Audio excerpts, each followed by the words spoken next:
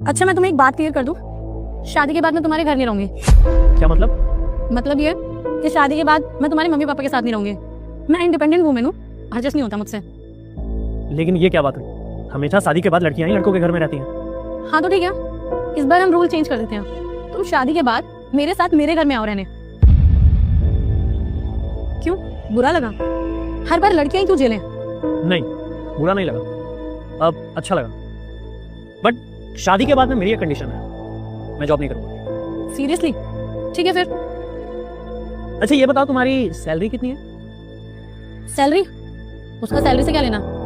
क्यों भाई, शादी के बाद अगर तुम मेरे घर आती तो तुम भी मेरी सैलरी पूछती ना। अच्छा छोड़ो, तुम ये बताओ तुम्हारे पास गाड़ी कौन सी है? वरना? बस ये? हाँ। शादी के बाद अगर मुझे कहीं जाना पड़ गया तब? तुम्हें गाड़ी की क्या जरूरत है, तुम तो घर रहोगे ना। अरे ये क्या बात हुई, कहीं तो जाऊंगा ना। लाइक अगर कहीं मुझे जाने की जरूरत पड़ गई तो फिर मैं कैसे जाऊंगा यार? ये तो नहीं हो पाएगा, गाड़ी तो दिलानी ही पड़ेगी।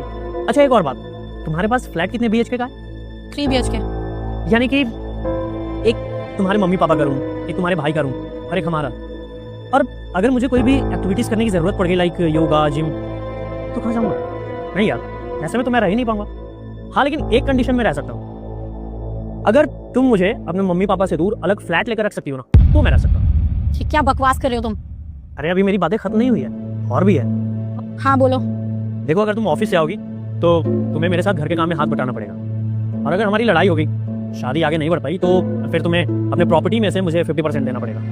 ये क्या बकवास कर रहे हो तुम? कभी तुम्हें गाड़ी चाहिए, कभी तुम्हें फ्लैट चाहिए, और अब तो तुम्हें मेरी प्रॉपर्टी में से 50% का हिस्सा भी चाहिए।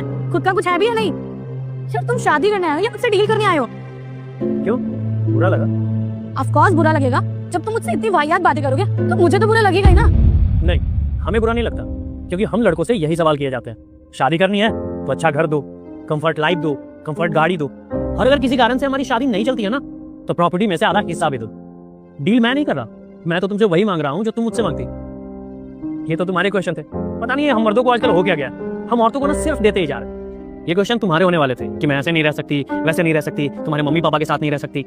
मुझे तो समझ ही नहीं आता कि तुम लड़कियां शादी करने आती हो या किसी स्टोर से सामान लेने। हम लड़के इतना बदल चुके हैं, इतना बदल चुके हैं कि तुम्हारी जॉब से भी हमें कोई प्रॉब्लम नहीं है, ना ही तुम्हें इक्वालिटी देने में कोई प्रॉब्लम है, और तो और इतना बदल चुके हैं कि तुम्हारे साथ घर का काम करने में भी हमें कोई प्रॉब्लम नहीं है। ऊपर वाला भी क्या ही सोच रहा होगा कि क्या बनाकर भेजा था और क्या कर रहा है ये। अरे हम लड़के तुम्हारी खुशियों के लिए इतना पागल हो गए हैं, तुम्हारे सपने पूरा करने के लिए इतने पागल हो गए हैं कि हमारी खुशी किन चीजों में है वही चीज भूल गए।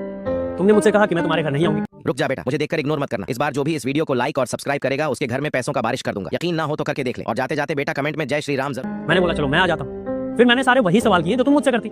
जब एक लड़का तुम्हारी सारी कंडीशंस मान के